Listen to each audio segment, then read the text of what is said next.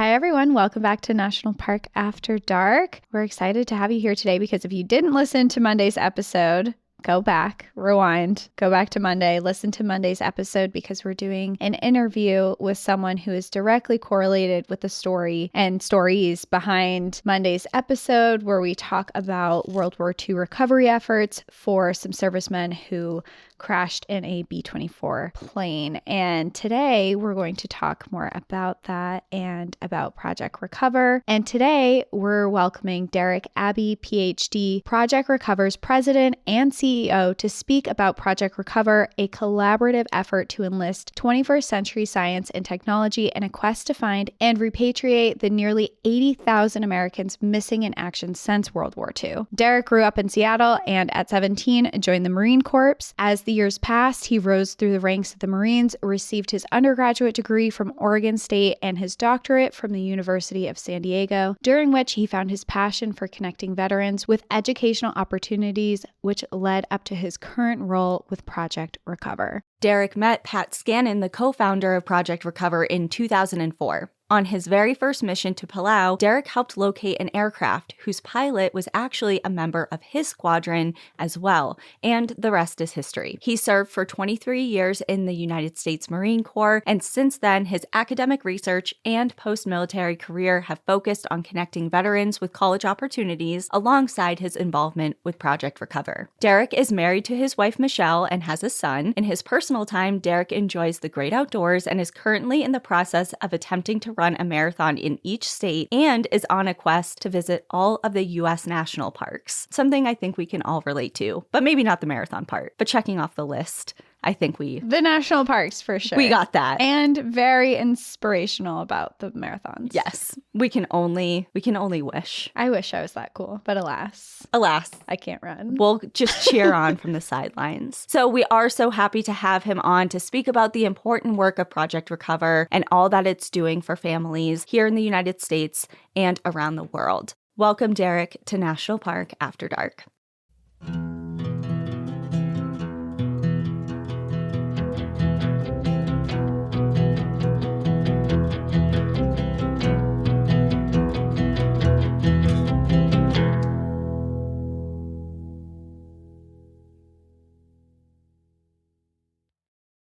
Welcome, Derek, to National Park After Dark. Thank you so much for being here with us.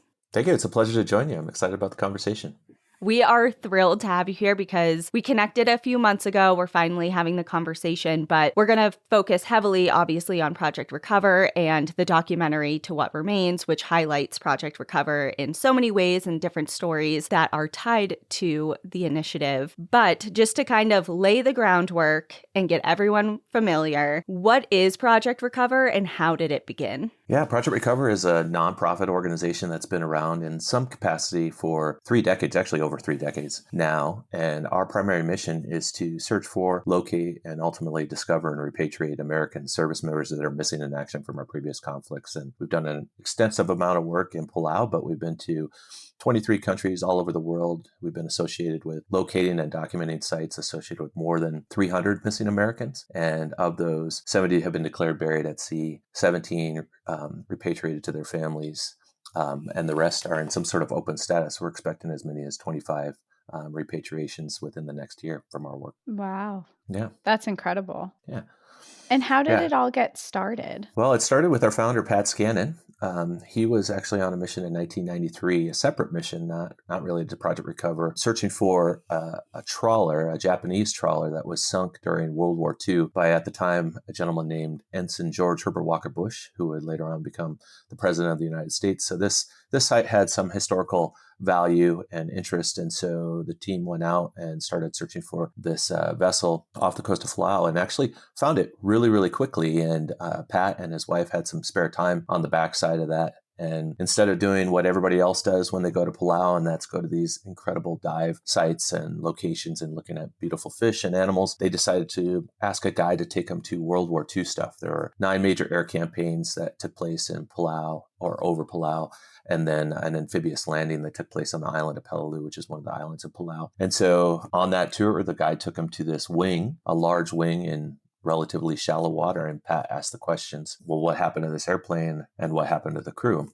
And the guide didn't have an answer to either one of those questions. And so he just took it upon himself to investigate what happened to this aircraft. And through that process, discovered that there were a number of aircraft shot down and a number of people still missing from that conflict. And he just started to go back to Palau on his own to document these sites, find these sites, and then hopefully find the people. And then through that process, realized it's not necessarily the safest thing to be traipsing through the jungle by yourself or diving on these sites by yourself. And so he started gathering like-minded individuals into a group that was originally called the Bent Prop Project. And they would do one mission per year to the nation of Palau, all self-funded. And that was 30 years ago. And now it's grown to what it is today in Project Recover. It's incredible how much it's grown since then. And we spoke about this a little bit before we started recording, but I'm reading a book. And for people listening who listen to Monday's episode, we'll also get to listen to the story and hear about the book as well. But inside of it, it talks about when him and his wife go out and they find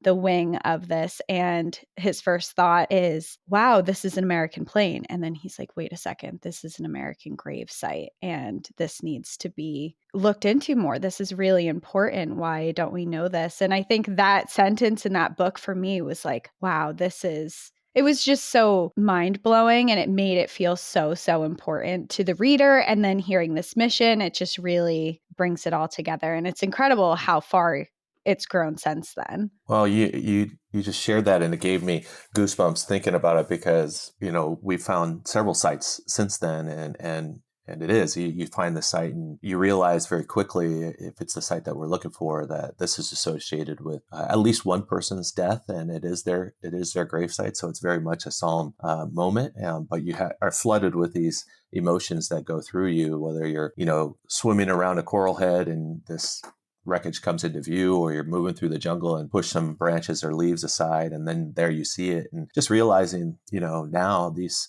sites have been missing for as long as 8 decades, and you're the first one to lay eyes on them, and then quickly realize that families have been waiting for answers to what happened to their loved ones for far too long. And they're going to know soon what happened to their loved ones. And most of the time, these families have no clue that anybody is even looking. And so it's a lot of excitement, a lot of other emotions flood through you, just knowing that they're going to have answers and hopefully some healing associated with these discoveries. Absolutely.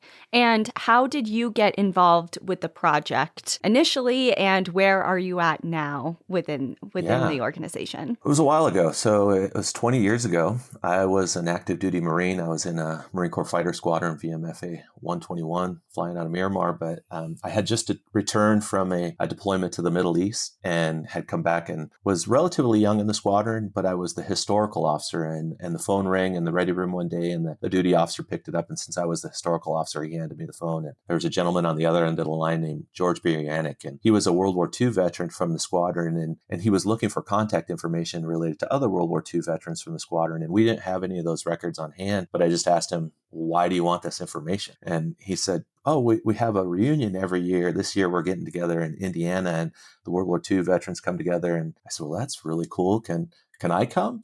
And he's like, yeah, come on out. And so me and a colleague took an F-18 out and joined the World War II cadre. And they were like, oh my goodness, this is amazing. Tell us about Iraq and F-18s. And we said, who cares about Iraq and F-18s? Tell us about World War II and Corsairs. And they said, who cares about World War II and Corsairs? But there was a bond across time in that moment. And through those engagements with those World War II veterans, they said, you need to meet this guy, Pat Scannon. He comes to our reunions every year and gives an update on what he's doing in Palau, as well as interview fellow veterans to get their story and hopefully find any evidence that could lead to future discoveries. Well, I had to leave town relatively quickly, and I missed Pat by about 20 minutes that year. But working with that World War II group, I said, why don't you come out to San Diego next year, and we'll have the old squadron and the new squadron. We'll do the reunion in San Diego. And they just loved that. And Pat joined that year. Him and I met, became fast friends. And shortly after that, he invited me to join the organization. And to me, it just aligned with my values. It was the right thing to do. And I had the capability to support. I didn't know how I would support. I just said, I could carry heavy stuff if you need and traipse through the jungle. I know how to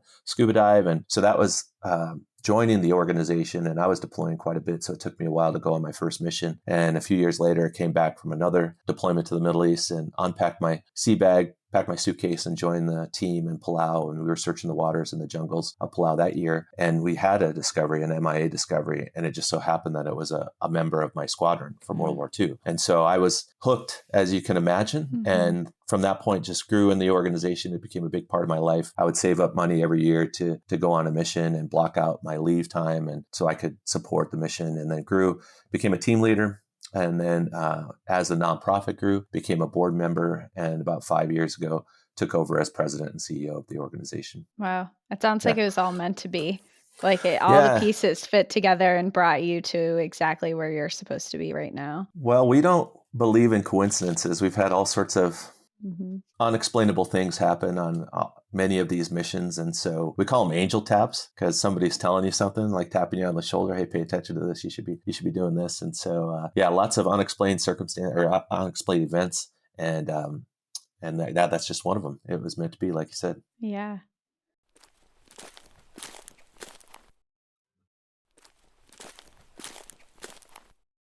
I know you said in a previous conversation that we've had privately that there are some spookier things that have happened in some of your missions or your time spent on the islands. So we'll get into that in a little bit. But first... teaser. Yeah, teaser, because I don't want to forget. But first, let's kind of lean into To What Remains, because the documentary obviously highlights Project Recover and all of the work that the organization does. And I've shared this with you before, but Cassie and I watch a lot of documentaries. We watch a lot of film and different things for, stories. And this documentary just blew a lot of previous documentaries of different things out of the water. It's just so well done, and it's so touching. And I personally don't have any ties to the military. Maybe my distant family members have served and things like that, but I'm not like a military family, and I don't have that type of tie, but it still was so impactful just as a fellow American and somebody who can sympathize with feeling so emotional for people who have lost family members and want to know answers and about their deaths. And I just wanted to say that, first of all, such a good documentary. I know everyone is going to go straight to YouTube, because that's where I watched it, right? YouTube?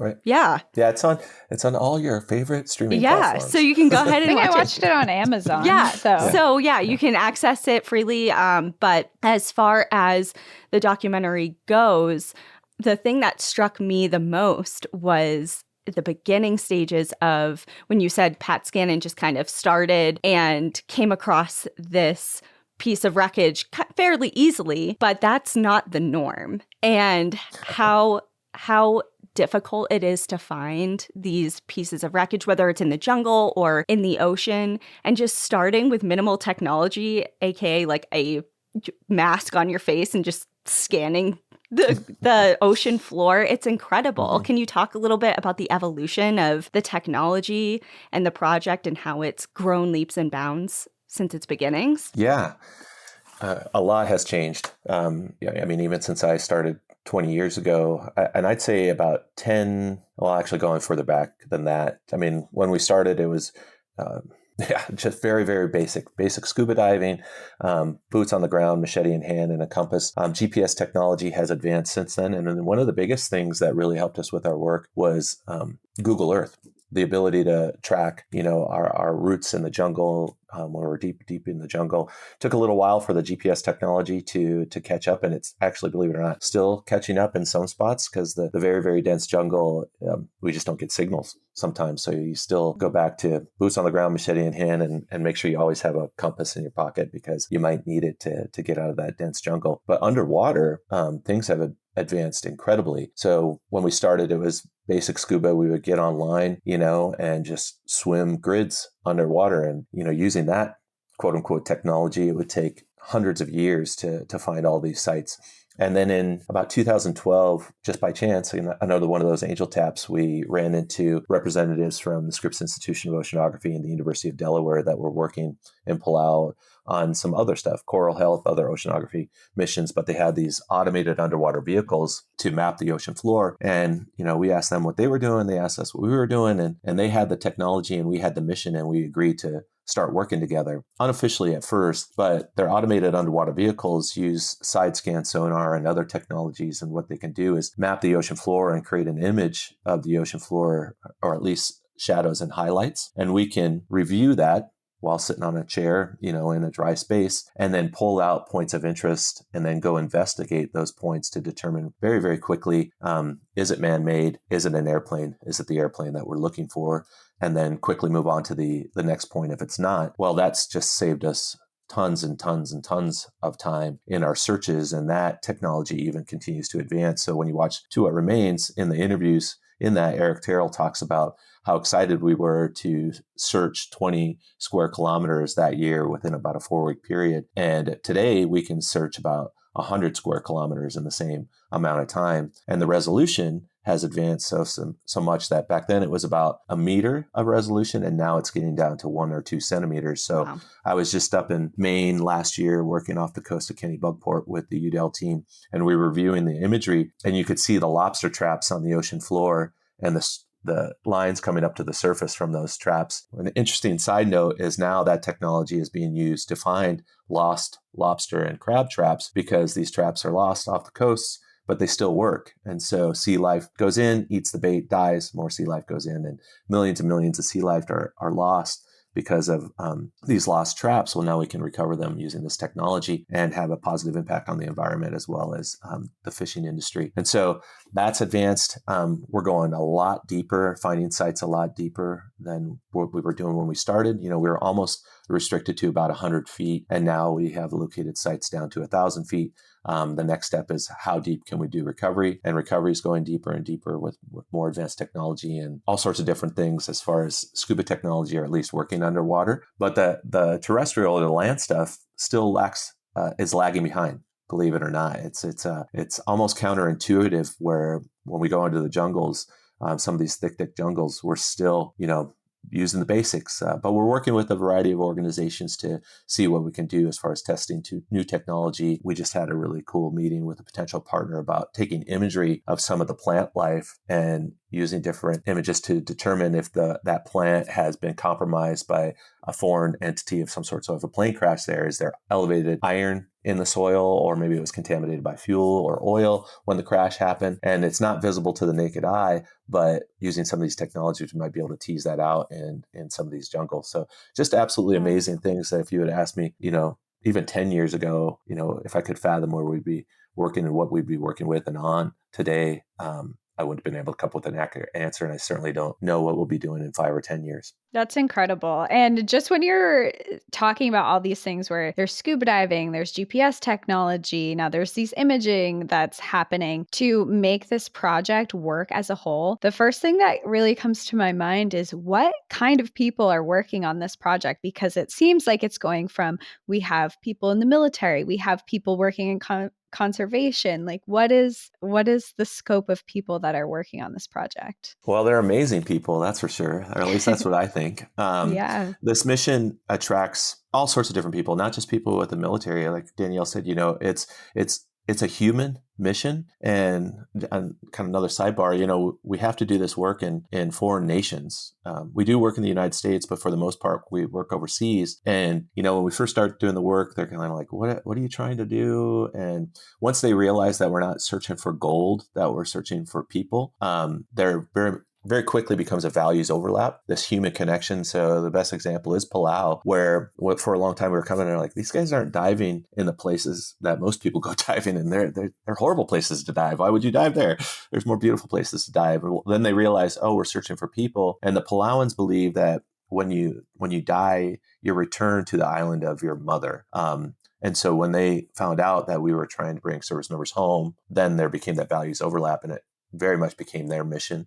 And that's very supportive of this work. And we've seen that over and over again in other countries. And so people are attracted to the mission for a variety of reasons, but ultimately they think it's the right thing to do. And I mean, absolutely incredible people submit their information to become members. And we have a long process to interview them to make sure that they'll fit well with the team and that they bring a skill set that would advance the mission. And sometimes, people show up and we're not really sure how they might support. And then they express, how they think they can advance the mission. And we just love that because we love innovation and finding new ways of advancing this mission. And so people come from all sorts of corners of life, from engineers to, of course, military background, but also investigators and police, and then just people that they just think it's the right thing to do and they want to help in some way. And I joke because we have a relatively new member on one of our most recent missions. He is kind of intimidated by the group. It was one of his first missions. And he's like, I don't know how I can really help. I don't have the same pedigree as some of these other people.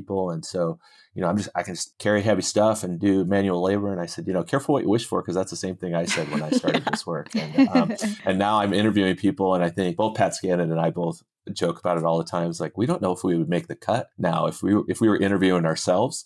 But I also say that people go through 3 different phases of membership. The first one is just that they're attracted to the mission. It seems like the right thing to do. There's some sort of values overlap or the reason they want to contribute. And it's also adventurous. It's a lot of fun. You're creating an incredible impact. So they're attracted for all sorts of different reasons, and they go through the process and they become a member. And that's the first phase. And then the second phase is at some point they're going to participate in a discovery. And it could be their first mission, like me, or it could be well down the road, many missions later. But there'll be a discovery, and it's this kind of epiphany. It's like, wow, this is real. All this blood, sweat, and tears is paying off. All the flood of emotions that I've already explained, and your personal thoughts and everything occur. So you're flooded with that. And now it's a reality, and it's just something even more. And that's the second phase. And then the final phase is when that person or people are identified and returned to their families.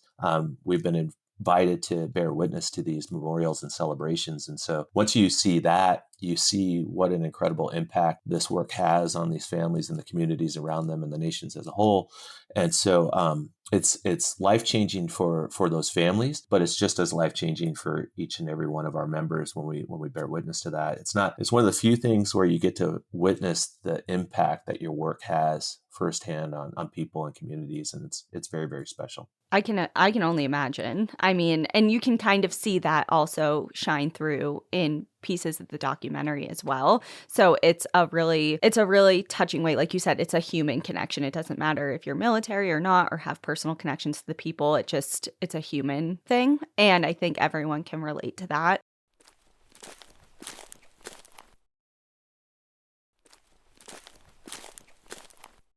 I have to ask, is there a particular formula or way that you choose what missions or what missing in action, either planes or individuals, you're going to go after? Or is it just kind of like whatever you think is in the area? Or Yeah. No, science and evidence drives our mission, believe it or not. And so we are always doing proactive research to build cases. And currently our historian and the team have built out a database that has about 700 plus cases associated with more than 3,000 missing Americans. And that's of the 81,000 that are still missing. And these are actionable cases, meaning if we had the resources, we could take steps to start working on those cases in the field. And some of them we are working on. But we prioritize those basically based on highest likelihood of success, taking a number of factors into place. So we'll rank them based on the information available.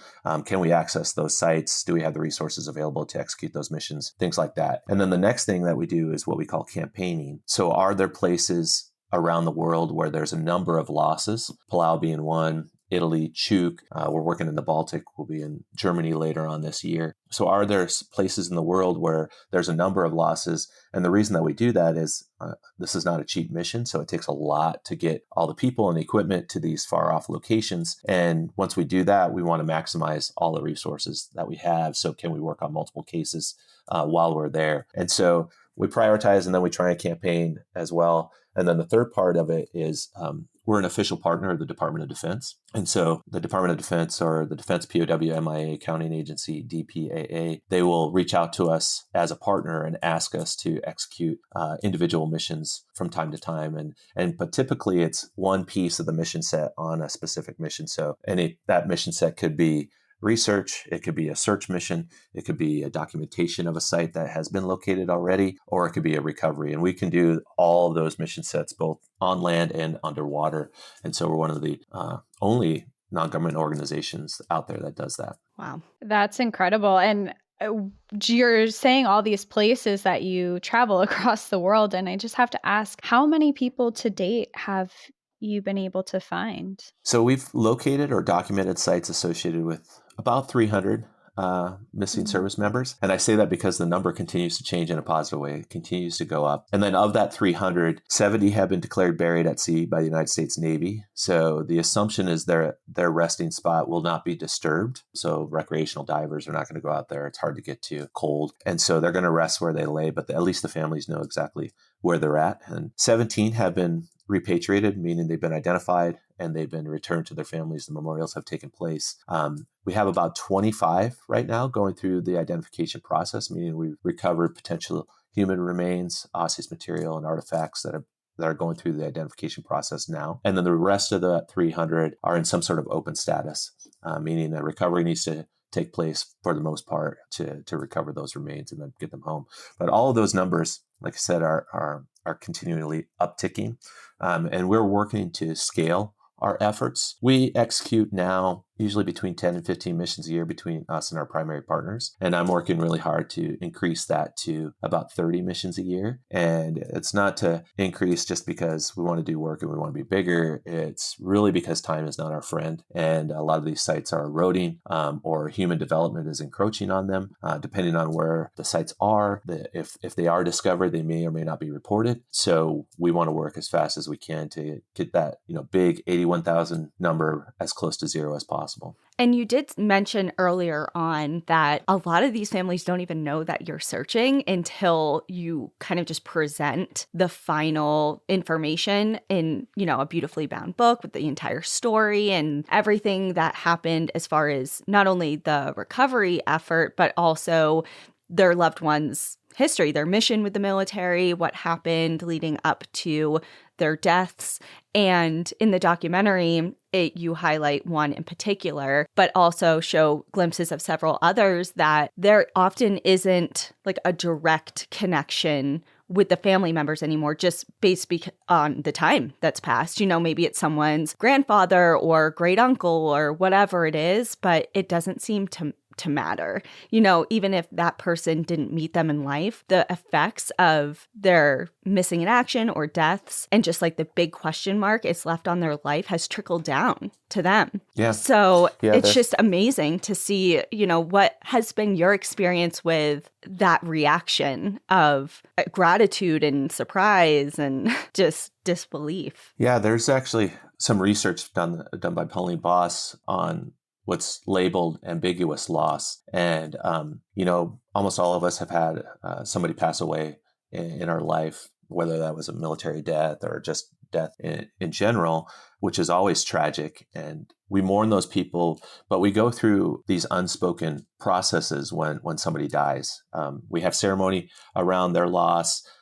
There's acknowledgement, confirmation, and all that. One thing that happens that we're not completely conscious of is that person's no longer with us, and we go through a lot of role changing. So it's like, okay, well, who's going to do this part? Well, and we figure that out as a family union or whatever. When somebody goes missing, it's a different process. The grieving process is interrupted, and each and every family holds on to hope, and they make up stories to fill the void of what happened to their loved ones. And they're almost predictable because we've had these interactions with families so much. They've survived, they were rescued by natives, or they have amnesia. They're living another life somewhere, just to fill that void, to fill the unknown. But that grieving process is still interrupted. And that grief is passed from generation to generation to generation, down to people that never had any interaction with this person, never met them firsthand. And we've seen this many, many times, and have been in homes. And there's typically an altar of some sort, or photos and their medals or something like that. And they're this mythical status. And we've even interacted with families that had been divided based on different stories that each side made up. Neither one was true. They made up stories and then would argue about it. And then now they have the truth and the healing can move forward. Now they have the answers. You see it, and we've witnessed it over and over.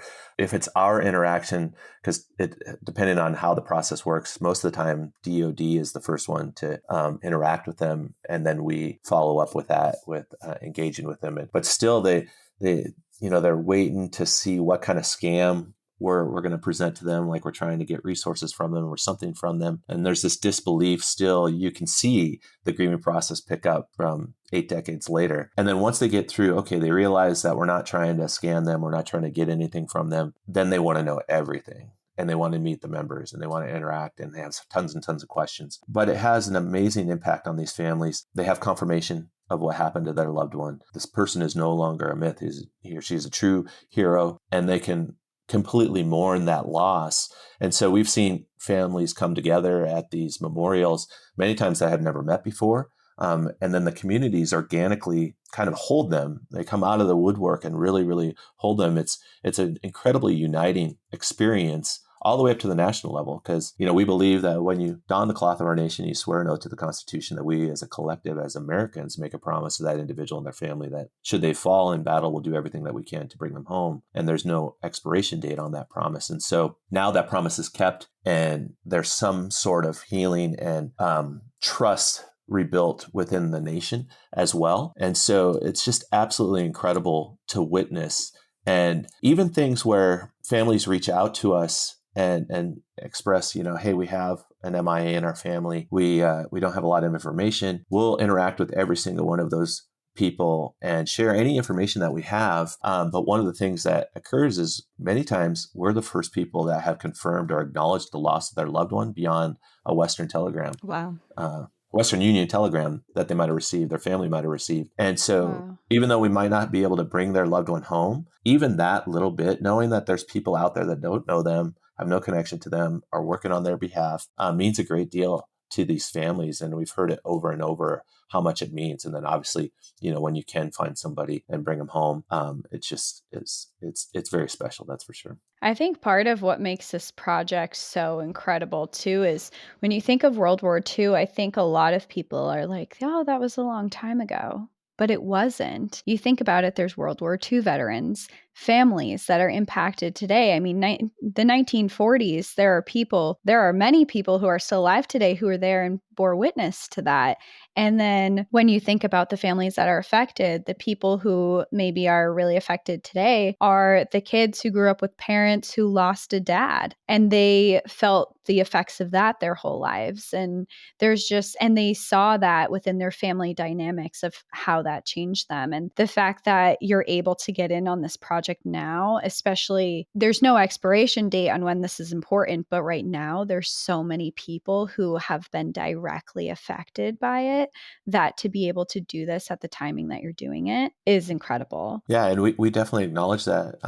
And, we want people to continue to fill the role in our military, and you want young people to toe that line and swear that oath to the Constitution. Well, there needs to be that trust in our nation for them to do that. And some of our branches of service are struggling with that right now. And so we think we're having an impact not only on this generation, but future generations as well. And then another part of our work is education. We believe in educating the next generation and keeping these stories alive. Kind of, we consider ourselves a living memorial. So we work with high school students, college students to, one, present our work and say, hey, this is how this interdisciplinary team comes together with all these people that are incredible in their own fields of work, but now they're coming together as a team to accomplish this very, very complex mission. And every single piece of that puzzle is required for it to be successful. And what we have discovered is when we get in front of high school students, that each one of them can find a piece of the mission that they're interested in, and then connect with it. And of course, the students really fall in love with it. And we try to bring some cool technology to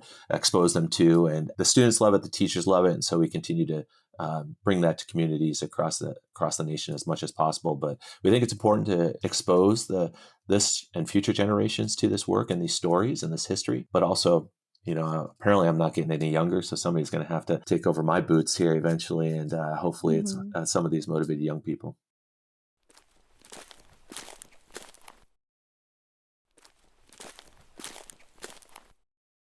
In your years of working with the project, is there a particular individual or story or family that has stuck with you the most? The cliche answer is the next one, but each one of them is special. I mentioned my first site and it being a member of my squadron. That was just the thing that really pushed me into the future. Much like Pat, his epiphany when he first saw that wing in shallow water. And the funny thing about that is whenever we bring new members to Palau, we almost make this pilgrimage to this wing to say, hey, this is where everything started. And everybody wants to see it. Everybody wants to oh, there it is. Okay, now let's move on with this mission. And so, each and every story, each and every recovery is special. Everyone is unique, but then there's also a lot of similarities to them. And so, my favorite part of the mission is going to small town USA, where it's Portage, Pennsylvania, Findlay, Idaho, to witness some of these ceremonies. And we just see the community come out and embrace these families. It's just so special. And of course, Arlington National Cemetery, which is Arlington National Cemetery. It's absolutely incredible to be there as well. But that's the most special part of every mission.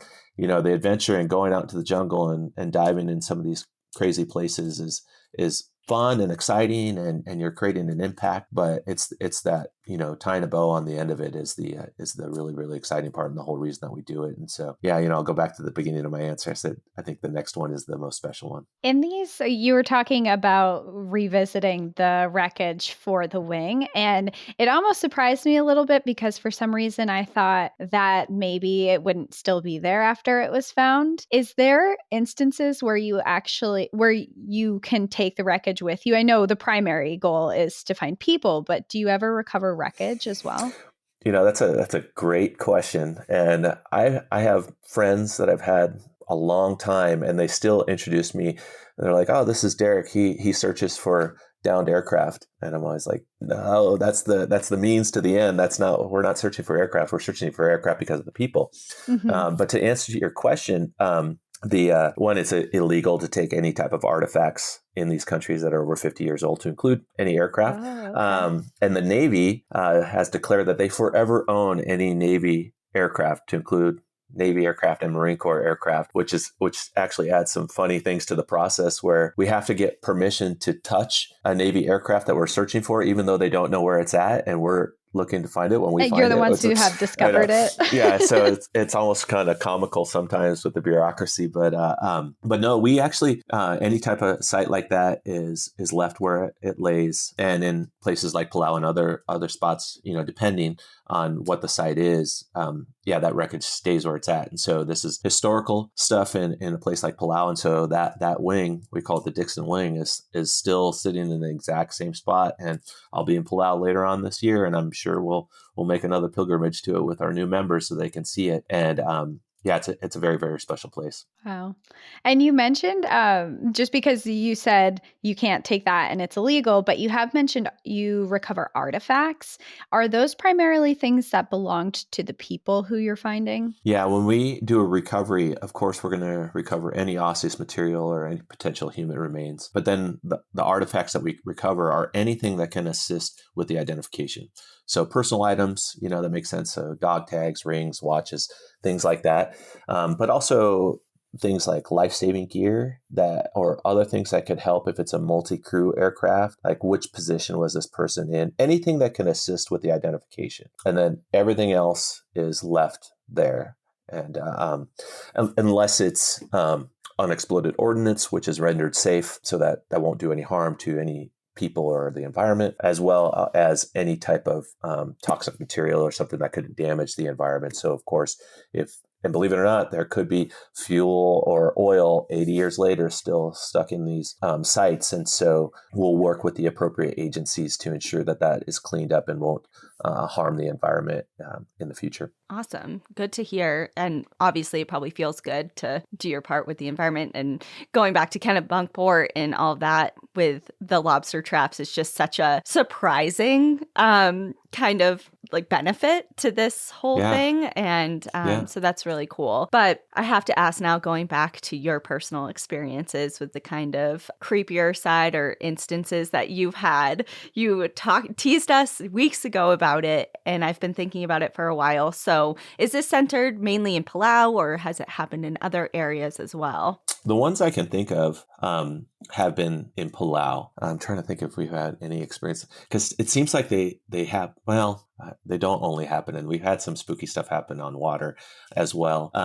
But most of them that I can think of happen like in the jungle. And so we don't only look for downed aircraft, we also search for prisoners of war that were executed. It's a lot more difficult to find a burial site in the middle of the jungle than it is to find an aircraft that's been missing for 80 years, but we still put forth the effort. And so there are some sites that we have narrowed down to some execution sites and burial sites, and they're associated with downed aviators that escaped from their aircraft and were captured, as well as UDT members, which were the predecessors to the SEALs, then as well as some Catholic priests and others that were executed. So we've worked in these jungles, and we've had some just really spooky things happen where, you know, the one that I think of is walking through the jungle and somebody is like, "Hey, do you smell that?" And it's like, "Oh yeah." And it's not a typical jungle smell. And one of them was multiple people smelled bay rum, which is an old cologne from the 40s, 50s era that people would wear. And multiple people in the team were like, "That's bay rum. I smell bay rum." And we would go out in the jungle just because we're at night, because we're like, "Oh, who knows? Let's see if something spooky will happen." Oh, so you're looking for it, is what you're saying. Looking for it. Hey, you're looking for Bigfoot. You know, we just want to see if he's out there. And so we'll go out there and we'll stay safe. But we've had crazy things where never seen fireflies before, and we're just sitting in this like spots in the jungle where, you know, close to these sites, we're not exactly sure where they are, and then all these fireflies come out, and never have seen fireflies in this location before.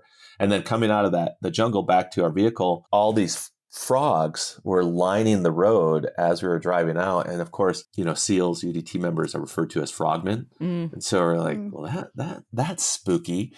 People have heard voices in the jungle on one of the sites that we're working on right now. We'll be back on that site. It's really, really dense mangrove jungle. And one of our new members, she was on her first mission last time we were on the site in this jungle. And she says, "I swear there was somebody standing next to me, and looked, and the person's gone." And like multiple events like that, you know, of course you can explain them away in multiple ways, but we're like, you know, somebody's trying to tell us something. And like I said, we kind of go back to that angel tap thing. Like, okay, what are you trying to do? How are you trying to help us solve this mystery? And so we pay attention to that stuff. That's why we go out and we'll spend a little time in the jungle when it's dark out, if they'll give us a sign of some sort to advance site. Yeah, take your leads where they come, wherever they come from. I did say that it is science and evidence based, but you know, every once in a while we'll take a little spooky stuff if it'll help drive us towards success. I love that.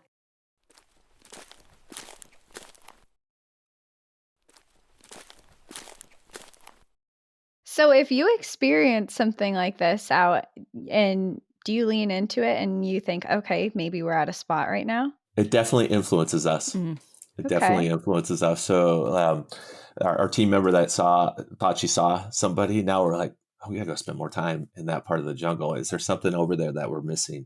So yes, it does. It does influence us in some way. And like I said, we've had too many things that have occurred that we can't explain that have resulted in success. And it's just like, okay, you know, we just have to listen to this isn't a jungle story, but so Pat and another one of our team members, Flip Colmer, were on their way to a World War II reunion in Michigan. And they're driving, and Pat gets a phone call, maybe it was an email, I think something like that, but calls this person and say, "Hey, you know, I have some information related to some losses and this and the other. And, you know, I'd really like to talk to you about it." And it's like, "Oh, where do you live?" And I live in Michigan. And it was like, "Well, where in Michigan do you live?" "We're actually in Michigan right now." And I can't remember what the name of the town was. So let's say it's Cadillac, Michigan, which I think it was much smaller than that. It was more of a small, well, the guy says the name, they look up, and they're literally driving into the town where this person is calling from. And so they're like, "We're literally 1 minute from your house. We'll stop in and say hello." And so just coincidences and crazy things like that occur. And that person had really, really good information that helped us advance a mission. And so, yeah, there's some unexplained things that have occurred. And yeah, so we listen to it, pay attention to it, because you never know where it might lead. I mean, it's a nice balance. Take all the science Yeah. and all that you can, but Yeah. it would do you well to pay attention to the small things, because Yeah. they happen for a reason. That's our stance, at least. And Yeah. We say all the time, there's no such thing as coincidences. yeah. No, they're angel taps. And actually, I stole that from a family member of a crew of a B-24 called Heaven Can Wait. And the reason I bring that up is we were preparing to do a mission in Papua New Guinea. And then out of nowhere, we're contacted by family members, and they said, "Hey, we don't know if you ever work in this area, but the crew from this bomber for 70 years, the families have been kind of working together. And we have information related to this loss, and we'd like to share it with you." And they shared it with us, and it was where we were going. And we took that information, went to the field, found the Heaven Can Wait bomber, and the Navy just executed a recovery on that site, and now those families are soon going to have answers to, or hopefully will have their loved ones home. But there was a reunion of some sort after we had the discovery in Minnesota, and one of the family members kind of coined that. Now, we were talking about a variety of coincidences that we can explain, and she said, "Yeah, those are angel taps." And there's like, all right, we're still in I that. might steal that now from you. Yeah, please, because please do. I love it. I think it should be used. I think it should be used more. I love it. Wow. Well, so you're going to be going to Palau again this year, you said. And do you have any other missions lined up Yes. that you're doing? Well, we have a team in Sweden right now. Okay. We're working off the coast of Sweden. We'll be in Chuk for multiple missions later on this year, both on land and in water. We'll be in Palau for both water and land missions later on this year. We'll be in Germany, and we're working on potentially on going back to Africa. Okay. But yeah, so all sorts of missions up in the air, and many, many more to go. Now, with all of these locations that you're going to, are they all World War II related, or do you do other? Great question. No, we do a lot of World War II, but we have done Vietnam. And actually, we should be back in Vietnam this year as well. We haven't done so much work for Korea, and that's because of geopolitical reasons. But we've been to the Middle East, so we've done mission in Kuwait all the way up to Desert Storm missions. And then we've also done training losses. So this is an interesting thing where training losses in our mountains, off of our coasts, and our Great Lakes are not always considered missing in action because it wasn't connected to a conflict. And so because they don't have that designation, the defense agency can't always put resources to search for those sites, but they're just as missing to their families as anybody else that was lost in combat. So we'll put forth, so we'll put effort into those cases. They're more difficult to research because the records aren't kept the same, but it is part of our mission. So we've done work in the United States. Actually, I'll be up in Washington State. I forgot that one next month to do some ground truthing on a site on the western slope of the Cascades, and hopefully find this site. But yeah, that's a training loss. It's not a war loss, but again, that person's just as missing to their family as anybody else. And so the breakdown, and the reason most of our work is related to World War II is of that 81,000 plus that are designated MIA, 72,000 are from World War II, about 7,000 from Korea, and now less than 1,600 associated with Vietnam, and then a handful of others related to other smaller conflicts and current conflicts. But we've developed this technology and capability that there's fewer people that are MIA in our most recent conflicts, but that doesn't mean it won't change in the future. With you look at what's going on with conflicts around the world, there's thousands of people going missing. But even the fires that took place in Hawaii earlier last year? At one point there was 1,000 people that were missing, and it was actually DPAA, the defense agency that I mentioned, that went over to help with locating and identifying some of those that were missing, using the same protocols that we use to help with that. And those that might still be missing, or I'm not sure if everybody's been accounted for, but those families are experiencing that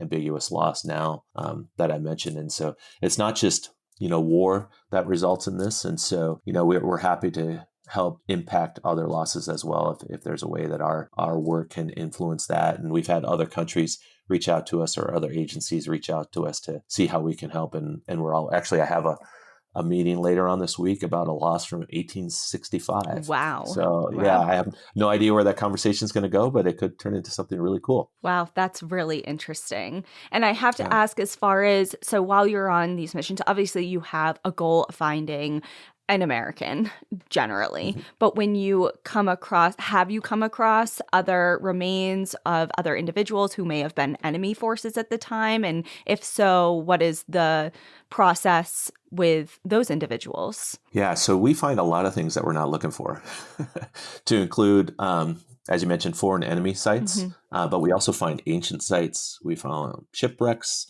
We find all sorts of things, and we document all of those. For the former enemies, if you will, we'll report those to the nation that's associated with, Mm-hmm. typically through the State Department. So usually through the embassies, we'll put a report together and provide that information, and we're happy to provide that information. But then any site of significance, of course, we support. Like another spooky site, we were really, really deep in the jungle one time and came across this ancient altar on the side of this cliff. And it was like, Wow. I have no idea who this is associated with. I'm not going to touch or disturb anything. We're just going to document it and then get on. Who knows what that'll bring about. But yeah, we find all sorts of really interesting things, and of course, anything of significance is turned over. And for the host nations, they get all the information. We wouldn't be able to do this work without their permissions, and so we make sure that they have everything. And many times it helps with their history, documenting these sites. A really cool one happened when we were in Denmark on supporting a recovery mission. It was on the water, but there used to be a land bridge between Sweden and Denmark. And, as the water started to come in, humans would move up and up and up until the land bridge disappeared. Well, and I'm probably screwing up the numbers, but I think that the deepest they had gone, or their oldest timeline, went down to like 10 or 20 feet or something like that. Well, we were working on a site and pulled up an artifact that was at about 60 or 70 feet. And it was an ancient flint axe. Wow. And the archaeologist was like, holy smokes, Yeah. we got to hold I'll on to that. take Well, so that. basically we've extended Denmark history by something like 10,000 years or so, so Wow. we have found some and supported the work of locating and documenting some ancient terrace or earthworks in Palau and all sorts of different things. But yes, we do find, sites or MIA sites associated with former enemies and as well as allies from previous conflicts. And we do the same thing. We turn it over to those nations via the State Department. And this mission is uniquely American. We're the only country that actively searches for their missing. And it's something that we have done since the Spanish-American War, or that's kind of the roots of it, where the government will pay to bring lost soldiers home or lost service members home. And not every country does that, and they all react differently in their own way. And some put forth resources and some don't. But yeah, it's a very unique mission, but it's a very human mission, as we've already touched on. And so we have obviously Americans on our team, but we also have people all over the world that support our mission. We have members in Italy, members in Germany, members in Japan, Malta, England, everywhere, and they just think it's the right thing to do, and they help advance this work. And it's very special to work with people like that and see how they have an impact on, again, somebody that they don't know. They just think it's the right thing to do, and they want to put forth their effort, energy, and resources to accomplish this mission. I mean, everything about this project is incredible, from the lives that it touches to the extent it reaches to across the globe, and how far it reaches in ways that probably was never anticipated when it first began. And thinking of all of this that you're talking about and all these places you go, the different landscapes, you're underwater, you're in the mountains, all of these places, I have to ask, are some of these missions dangerous? There's a level of risk associated with every single one of these missions. I mean, anything underwater is risky. When you go into these austere environments, there's all sorts of concerns that we have to take into hand. And every single mission, safety is a number one priority. It makes no sense to hurt somebody on these missions. And so we do everything we can to minimize any of those risks based on where we're at. And then at some point, it could become too risky and we won't execute the mission at that time, or maybe we need to get some additional resources or capabilities or who knows what. But we always have a safety plan in place. We always have a medical expert on every mission. And that could be a practicing physician or an EMT. If it's an underwater mission, we want somebody that has, other underwater medical capability, understands the injuries that can be associated with working in the underwater environment. So yes, there is risk. And then, there's also a risk of, not only injury, but sickness, depending on where you're at. So we of course go through all the appropriate vaccinations and things when we're working in certain countries. And then there's other threats that we have to be mindful of based on where we're working in the world. Do we need security? In Africa, we have to take into account things like piracy if we're working in the water and things like that. So each mission, each location presents their own challenges. But the first thing that we really start addressing is the safety. Like, how can we execute this mission safely to ensure that we bring home everybody that we brought with us and they're in the same state that they were, maybe a little bit more tired than when they started, but hopefully not injured and they're still healthy. And so yes, there is a risk associated with it. We can't access, as I mentioned earlier, places like North Korea and other spots in the world. There is an interesting, and I was laughing because you actually talked about this on a podcast earlier. There's some sites in and around India and Bangladesh that are in protected tiger areas. So that's really, really low on our list. As much as we would like to go out there, I don't know how to mitigate that right now, and so that's pretty low on the list. But you have to take that stuff into account, and I'll be keeping an eye out for Bigfoot when I'm in Washington. That's okay. Sure. There you go. I don't know how to minimize that. I just say, actually, do I even want to minimize? You don't. You don't. They're elusive. You'll just see them running by. I bet you'd bring me back if I found them. Yeah, it would be a great unintended discovery. Let's just say that. Yeah, it would be a first. It would be a first. But so, like you said, you're in Washington, but are you also doing the showing of the documentary while you're there, or is that a separate thing? Yes, actually, we're going to be Memorial Day weekend, May 25th. We're going to be at the Museum of Flight sharing the documentary. And so some of us will be there to answer questions. A couple days before that, we also have an event in Bainbridge Island that I don't have the details right now. But yes, we will be up there for Memorial Day weekend and the weekend, a little bit of the week before to share the film. But the big one is going to be Museum of Flight, May 25th. And I'll be there. Pat's going to be there. And some other members will be there if anybody wants to come and ask any questions. Pacific Northwest people, show up. Thank you. Thank you. Yeah, that would be really cool. And like we said before, the documentary is available on streaming platforms, so people can watch it not just at the Flight Museum, but from the comfort of their own home, which we really encourage everyone to do because obviously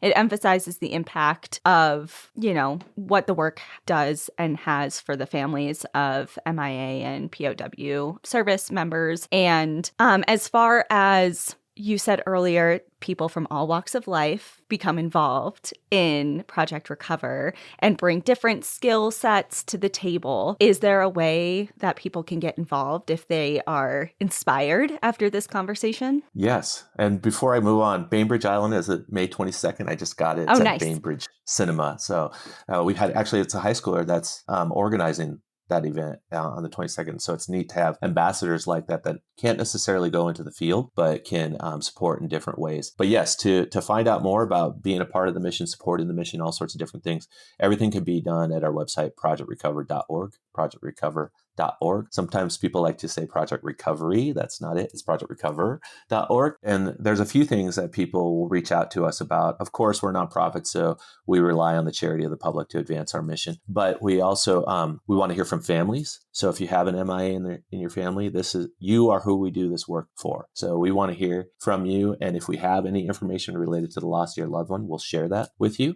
But if you have any information, we also want that. And you never know what little piece of information could solve a case. And so we want to hear from families. And of course, if you're somebody that wants to be a volunteer member of the organization and you feel you have a skill set that could advance this mission, you can express that through our mission, vision, and values page on projectrecover.org. It's the link at the bottom, and we do that intentionally because we do live by our mission, vision, and values. And so they have to align with that. But that'll start the process. And we have a long interview process to bring on new members. And we're always looking for people that can advance our mission. And some of the key skill sets include some of the things I mentioned, like medical historical, archaeology, forensic anthropology, investigative backgrounds, aviation backgrounds. But then we want to hear from people that, hey, this is my background and here's how I think it could advance your mission. And we're always interested in hearing about that stuff, especially new technologies that people might be working on. Amazing. Well, thank you so much for the conversation and just giving us all the insider info. It truly is. The documentary is great.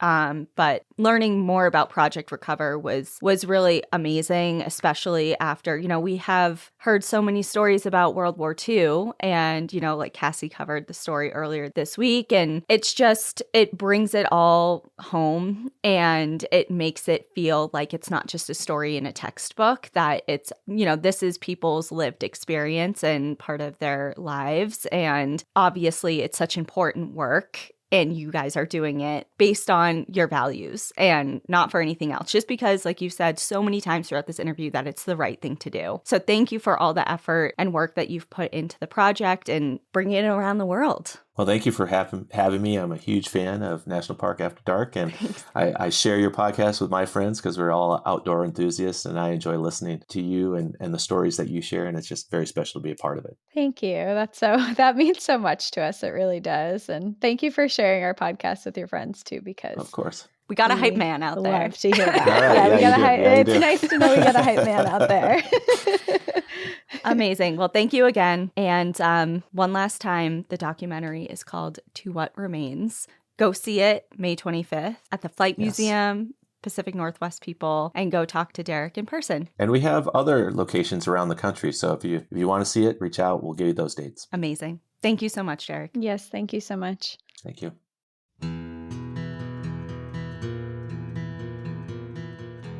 Thank you so much for joining us again this week. If you have a trail tale or story suggestion, send us an email at stories@npadpodcast.com. Follow us on Instagram and Facebook at National Park After Dark and on Twitter at NPAD Podcast. Join our Outsiders Only community on Patreon or Apple subscriptions to listen ad-free, unlock monthly bonus episodes, and exclusive content. And remember, when you support our sponsors, you are supporting our show. For our exclusive discount codes and source information from today's episode, check out the show notes. For more information on our show, our book recommendations, merch updates, and more, visit our website at npadpodcast.com. And please rate, review, and subscribe from wherever you listen to podcasts.